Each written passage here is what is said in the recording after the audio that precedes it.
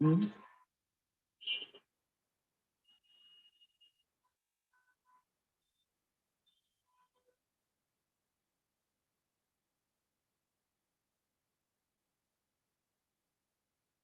Good afternoon, all of you. Hope you all are doing good. May God bless you all. Welcome to Commerce First Year class. Since last 2-3 days, we are learning the theory part of Commerce Paper 1. Okay, we did few LAQs which were expected in the exam. Then yesterday we did few SAQs. So we'll move forward and see we have any SAQs left. We'll continue with those, or else we'll take up VSAQs. Right?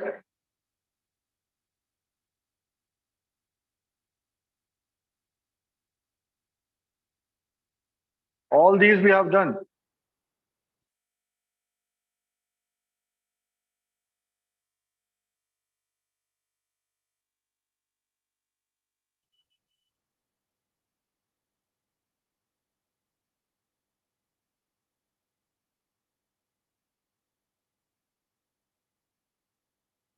Now let us again. This is also a very important SAQ.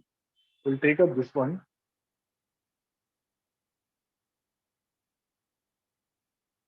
Explain the classification of sources of finance. Okay, this we did yesterday. Long term, short term. Then we'll do MSME and explain the significance in Indian economy. What is MSME and what is its significance in Indian economy?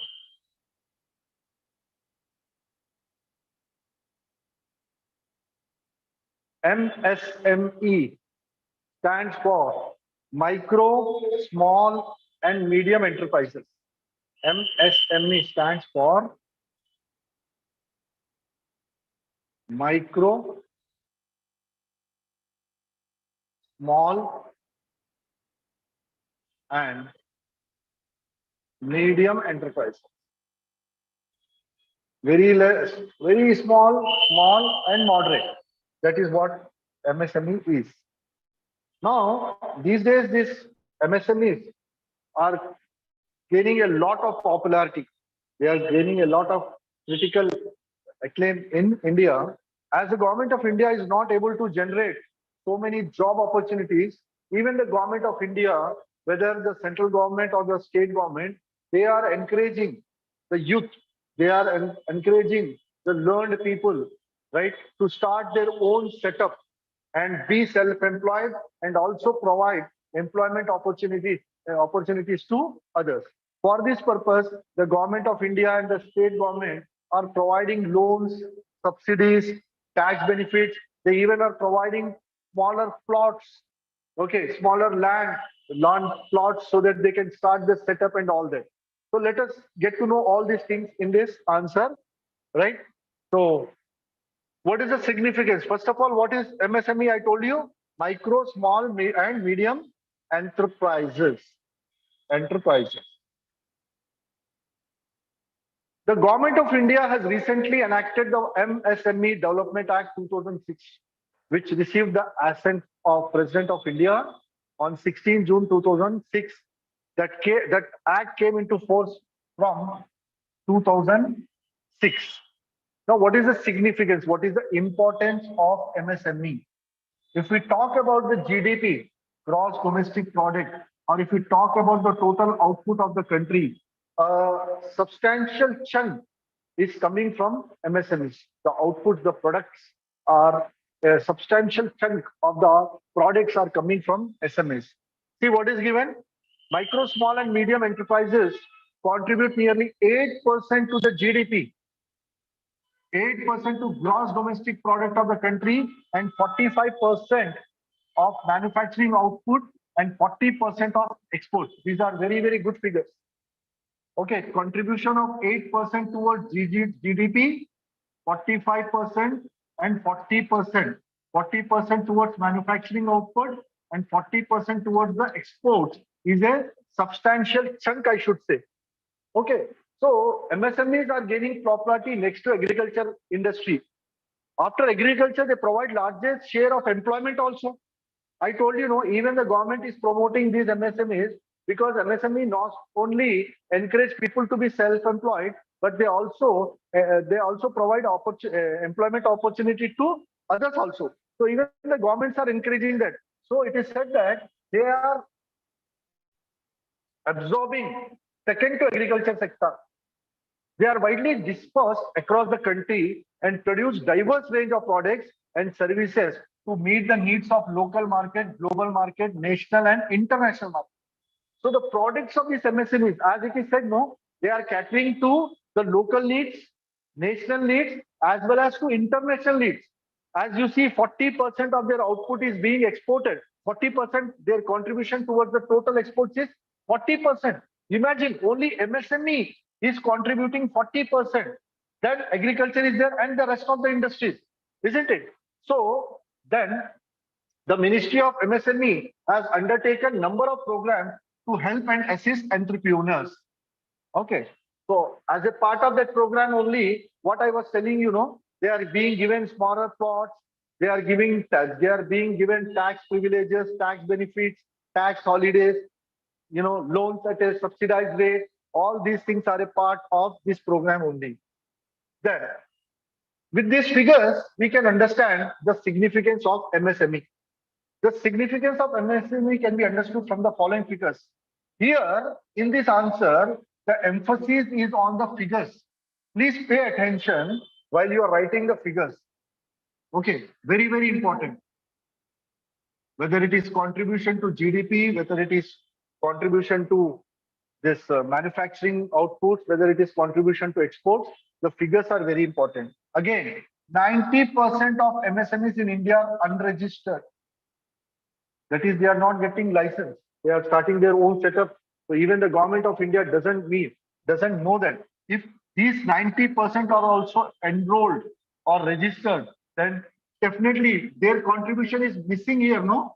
The contribution of unregistered MSME is not on record. So that figure is missing here. So this figure will still go up if those are also taken into consideration. So then, out of which nearly 80% are sole proprietors. They don't want to get involved in all this process and all that, right? But once they are also registered, as I said, the figures would definitely change. Then 40% of export in India through MSME channel, this we know already. 40% of employment opportunities provided by C. Again, next to agriculture, we can say India is a predominantly agriculture country. Major population of India, it is said that is engaged in agriculture activities, and this MSME is next to agriculture, contributing how much? 40%, absorbing 40%. Then MSME provides investment opportunities to entrepreneurs according to their class of investments.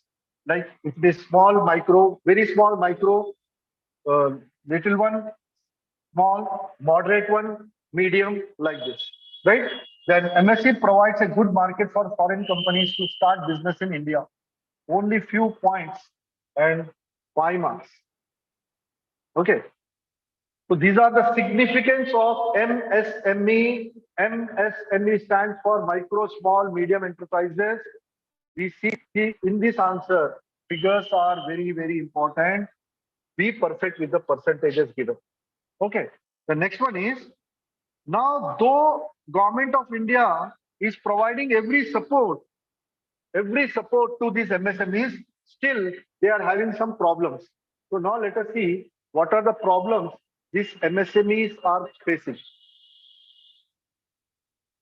What are the problems these MSMEs are facing that we'll learn about. Out of these two, I guarantee you'll get one answer. Either the significance of MSMEs or the problems faced by MSMEs. One is sure to come. Either the significance of MSME or the problems faced by MSME. One answer is sure to come in your exam. Now let us see what are the problems faced by MSMEs. The first one is increase in competition. See, MSMEs work on a very low level. Their investment capacity is very low. They cannot adopt the advanced technology. So the output of their is not of very superior quality. So they cannot compete with the products of a very big industry. So that is one very important problem faced by MSME from MNCs. MNC stands for C. MSME is a very small unit. MSME is a very small unit. Then we have MNC, multinational corporation. Say, for example, there is a small furniture unit. They are manufacturing one chair. They are manufacturing one chair. Since they are not able to adopt advanced technology, the quality of this chair will not be as glamorous as that of a MNC. Suppose it's a very big furniture workshop, like we have IKEA, we have Bankia, like this. Their chair comparatively would look more good than the chair manufactured by a small MSME. Moreover, the cost here will be high because they do not have high advanced technology. Their cost of production will be more. So they will not be able to compete with the MNCs. That is the first problem faced by MSME. It is the competition from MNC. MNC stands for multinational corporations. Companies having operations in more than one country. Such companies are called as MNC, isn't it? Like we have Deloitte in India, isn't it? We have Samsung company, we have Nokia company. All these are all these companies are MNCs. They are having operations in multiple countries. So that is the first point. Increase in competition from MNCs. Next, insufficient bank credits. Banks also do not come forward to give loans to MSMEs because there is a lack of consistency in the continuity of MNC. MNCs, they don't trust. MSMEs, they don't trust. The banks don't trust the continuation of MSMEs. As such, they do not take a bold step to give loan to MSME. Okay, so that is one of the problem where they are not having sufficient financial support so that they can start operation and continue operation, right?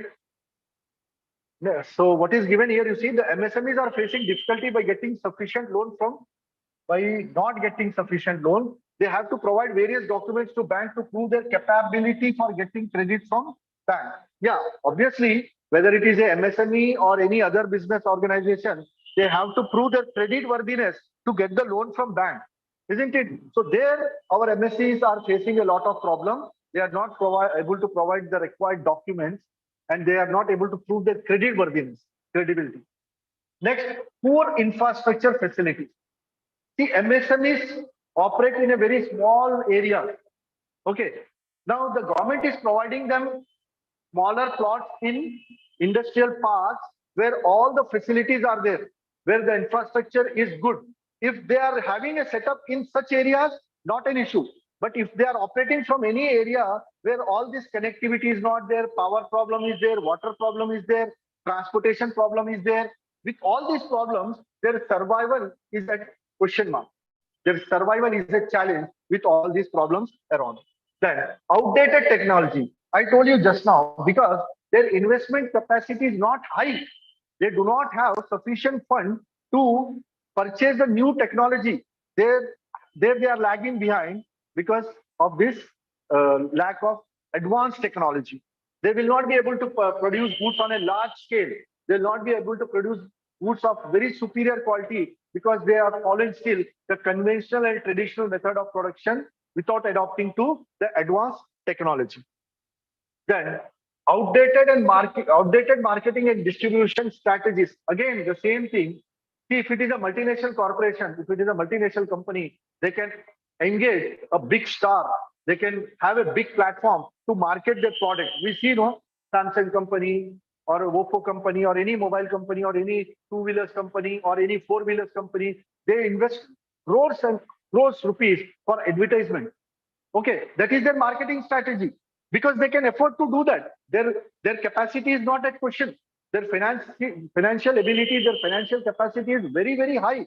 They can afford to have one separate department of advertisement, isn't it? But when it comes to MSME, they cannot spend much amount on advertisement.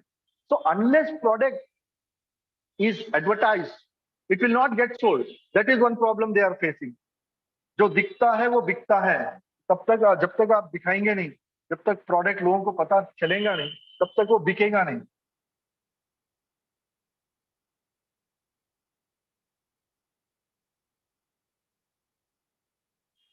right? Then the last two, lack of training and skill enhancement program. Well, you write this point, but then let me tell you, we have these programs by state government of Telangana where they are continuously providing skill development programs to boost their, this skills, to boost the skills of MSMEs. Telangana government is providing continuous skill development programs, but then here it is written. So let us learn it. Lack of training and skill enhancement programs. Very few programs are conducted. Okay, it is given, no? Conducted, but then maybe they are not at that scale where they can compete again with a very skilled technology of MNC. The awareness program conducted by government are not reaching all the MSMEs of the country. The owners of MSME are not even aware of such training programs and innovative methods of production. So here I would say the government should take care that they should reach every small MSME also.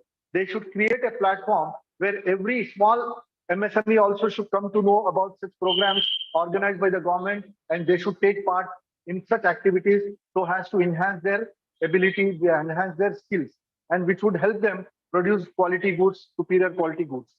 Then lack of inputs and raw material.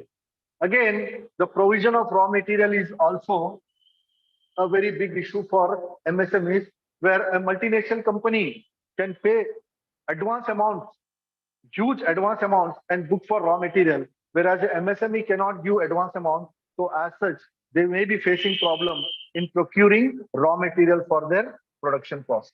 Okay, that's it. Then the next question is, what are the benefits of e-business to organization? E-business stands for electronic business. Any business done through use of electronic gadget is e-business. We purchase goods online. We order through a laptop or mobile by use of internet. This is an e-business. I'm using a electronic gadget for booking something. We are ordering food on Swiggy, Zomato. Again, this is an example of e-business. We are not going personally to get some food product what we want. We are ordering it online. This is an example of e-business. So as I told you, e-business means doing business by use of any electronic gadget, whether mobile, laptop, computer, and what is the interface here? It is the internet, through internet.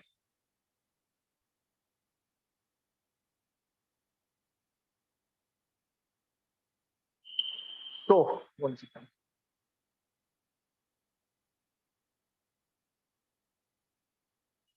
So, what are the benefits of e-business to organization, to customer, to society? We'll see a glance of those.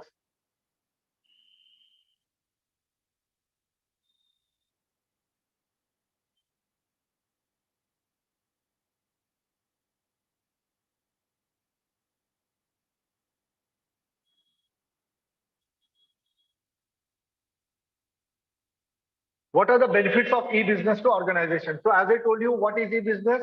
Term e-business refers to integration of business tools based on information and communication technology to improve the functioning of the company. It is very technical definition. I told you in a very small method. Doing business through electronic gadget is e-business. Okay. What are the benefits to the organization? Reach to beyond boundaries. Suppose we are not doing business online, then we have to wait for the customer. Suppose I'm running a garment shop. I have to sit and wait for the customer to come. Okay. And if the customer stays far away, he will not come to my shop. He'll take somewhere which is nearby. But now, because of this e-business, people sitting anywhere, any part of India or any part of the country, they can book order and get my product. So I am able to reach to farthest customer. I am able to reach to a wider market as compared to the typical and conventional physical business, right? So it is reach beyond boundaries. Yeah, I can book any order of a product which is prevalent in America, or somebody sitting in America can book for book that order, book the product online from India. Next is cost saving. Now that the business is to be done online, they don't have to have big showrooms. They can stock their product somewhere in some godown and have this internet facility and can do business online. And obviously, when there is no showroom, there is no salesman, the cost will be low. As such, we see that the products online as compared to the products in the store are comparatively very competitive. They are able to give at a very lesser price because they are not having all these expenses which a physical shop owner has to, isn't it? So cost saving. Second, competitive benefits. Reduced process timing allows for customization of products and services for achieving competitive advantages. Now we have an option, no? We have an option online. If I want to book a product, I first see on Amazon. I see for the same product on some other platform, some other e-commerce operator. Okay, so I am having a competitive advantage here. The same way the business, the organization is also having a competitive benefit out of this. Okay, next is earlier capital collection. We have this facility of online booking and advance also, online payment in advance, so that the organization is receiving the amount in advance. Without, sometimes they'll give cash on delivery also, but mostly we see that there is online facility which we have to pay first, then the order will be delivered. So that they are getting earlier capital collection. The companies are getting the amount first. That's it. Okay. So then let us not take this. Let us go to VSAQs. 5 VSAQs will fetch you 10 marks. 5 twos are 10 marks. So let us take some VSAQs. There are many, but I'll take only which are very important. The first 3 are profession, employment, business. The first 3 VSAQs are profession, business, and employment. You see any person, there is some Mr. X. There is one Mr. X.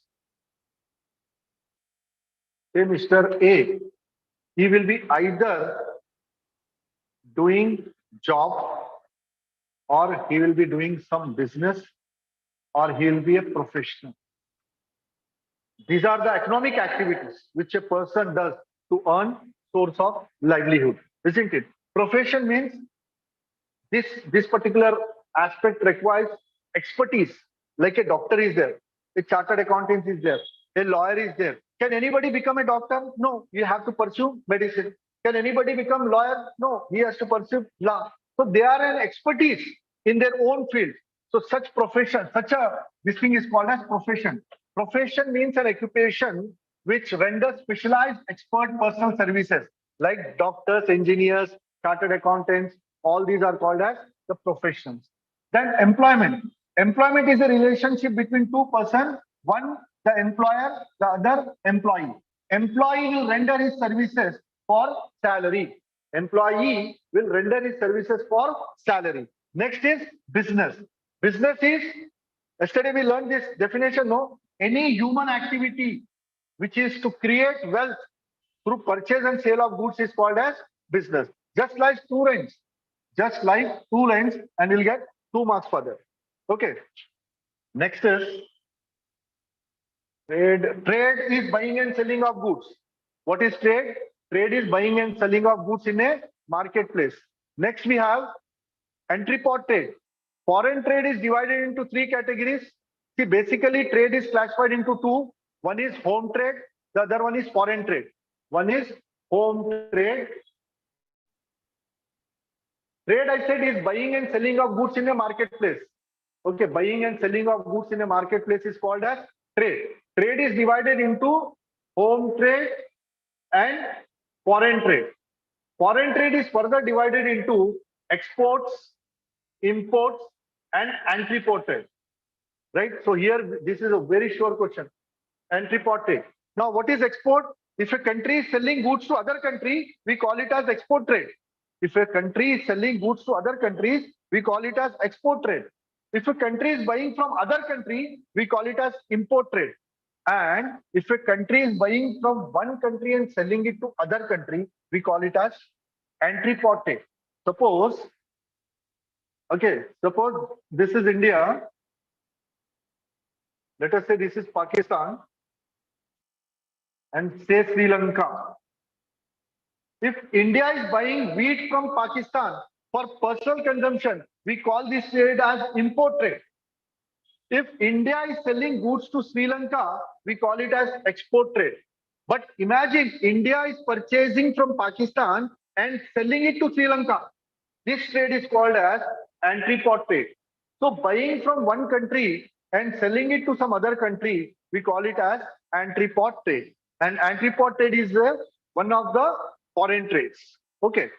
Next we have transportation is one of the services which will try to create place utility. Okay. What will happen because of transportation? Because of transportation, goods will move from the place of production to the place of consumption. Imagine there is a product which is manufactured in, let us say, Kashmir. Kashmiri shawls are there. There, Kashmir is known for Kashmiri shawls, but they have a market in Hyderabad also. They have a market in South India also. So the goods have to move from Kashmir to Hyderabad. Who comes to the aid? It is a transportation services. Okay, so transportation creates place utility. Transportation creates place utility. Then we have warehousing. Warehousing is, see, again, there is a time gap between the time of production and the time of consumption. There is a time gap between the time of production and time of consumption. So till that time, the goods have to be stored somewhere safely. So warehouse comes to our help there. So warehouse is creating time utility. Warehouse is creating time utility. Then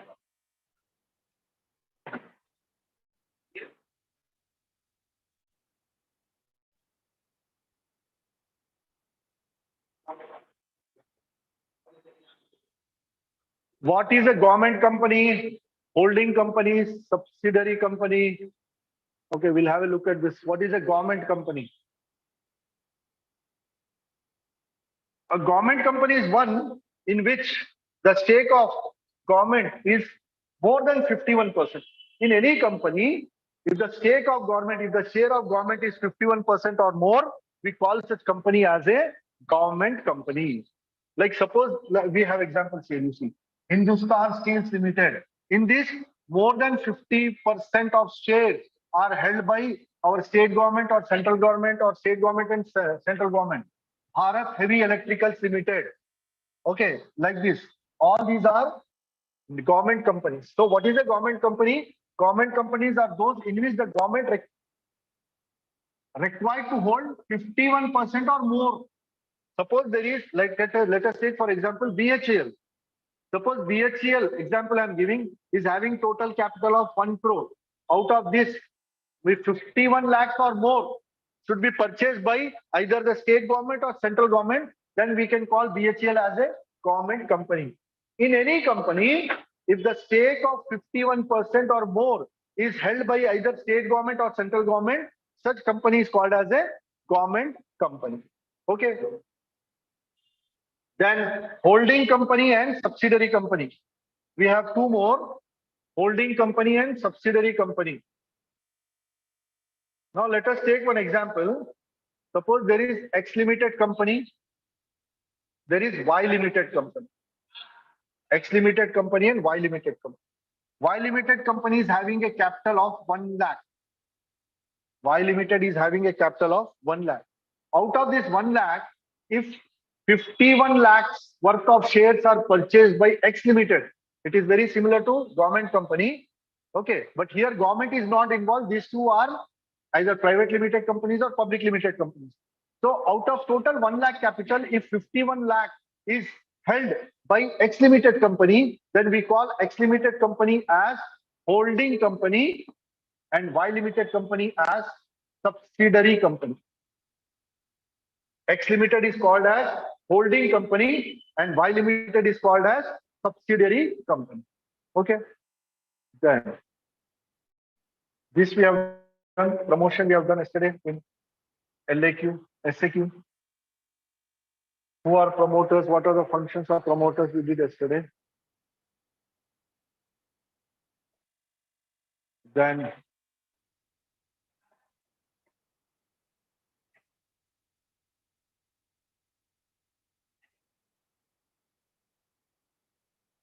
Business finance we did.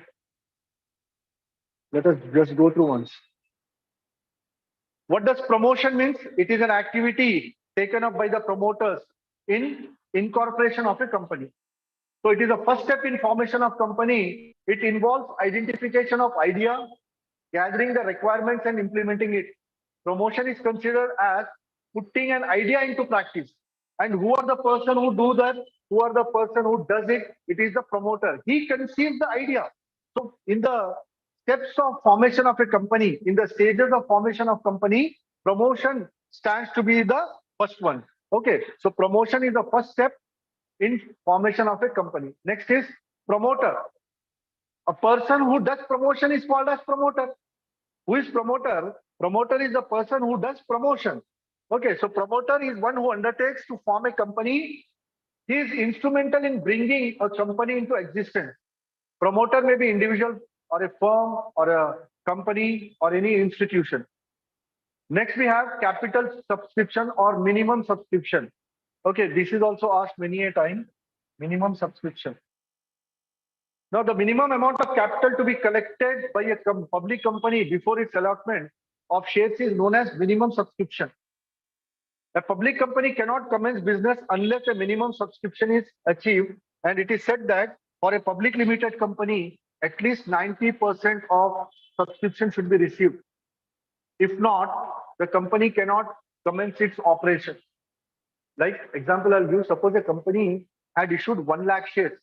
So at least 90%, 90,000 shares should get subscription. That is called as minimum subscription. And if it is not done, then the subscription has to be called out. Now, what is this amount used for? The amount of minimum subscription is fixed by taking these things into consideration. What is this minimum subscription comprises of? That is what we are learning. How do we decide the minimum subscription? What are the factors we take into consideration for determining the minimum subscription? It is amount required for purchase of property, that is fixed capital, we can say.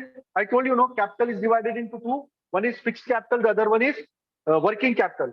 So the first this thing is requirement, what we take into consideration is amount required for purchase of property. Second, amount needed for payment of preliminary expenses. Now, what do we mean by preliminary expenses? These can be called as formation expenses. Preliminary expenses can also be called as formation expenses. Before the company comes into existence, there are legal formalities to be fulfilled. Like I told you, submission of MOA, AOA, prospectus, and we have to pay the required fees for registration. All these amounts spent before the company comes into existence is called as preliminary expenses, or they are also called as formation expenses. They are called as formation expenses. Next, amount required for working capital, right? See, I told you, no, fixed capital and working capital. Fixed capital is for acquisition of fixed assets and working capital is for day-to-day operation. Like once the company is started, they have to purchase raw material. Every month they have to pay salaries, they have to pay electricity bill, they have to pay telephone bill. There are so many such expenses which they incur in day-to-day operation. Such expenses are called as working capital. Next is amount required for any other expenditure for formation of the company. Apart from that, if any other amount is required, that is also taken into consideration when minimum subscription is determined. Right? Next we have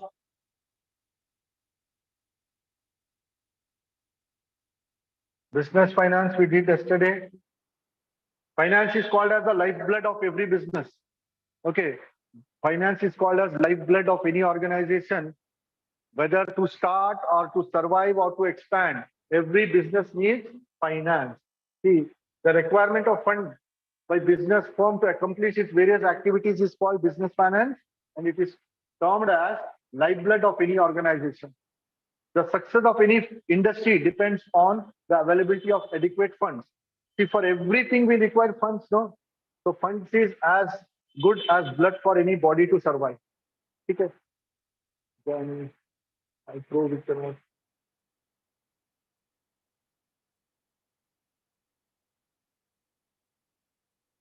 Then out of these four, one you can expect what is e-banking, e-auctioning, e-trading, and e-business. E-business we did a SAQ. Let us see what is e. Basically, whenever there is this letter E prefix before anything, it means electronic. So if I say e-banking, I mean electronic banking. Earlier, when internet was not there, or when telephone, suppose let us say not telephone, we directly have to go to bank for any service, no? Whether to deposit money, whether to withdraw money, we used to go to bank. But these days, if we want to withdraw, we'll go to any ATM. So what is that we are doing? We are doing e-banking. We are using an electronic gadget to withdraw money. That is e-banking. If I want to check my balance, I can do on mobile. What is that? That is e-banking, or we call it as mobile banking, isn't it? So E is using of any electronic gadget. So e-banking is one of the successful online business. In case of e-banking, customer of the bank can go through their account detail by using bank's website with the help of internet services for withdrawing, for depositing, everything at the call service. Okay, we don't have to go physically to the bank. Then e-auctioning. Okay, these days we have this online selling this thing, no? We can sell our old products also online. If you put it on,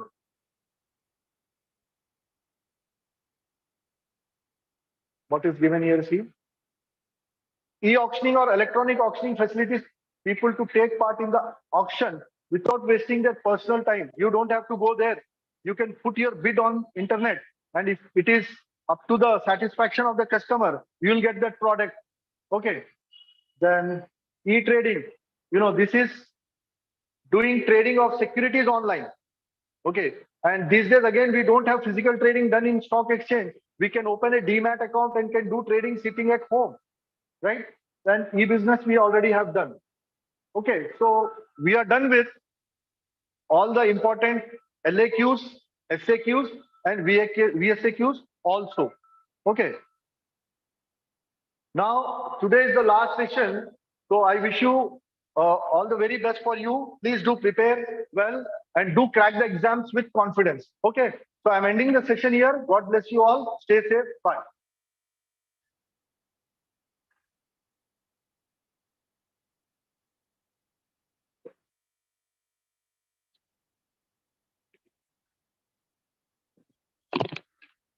Okay.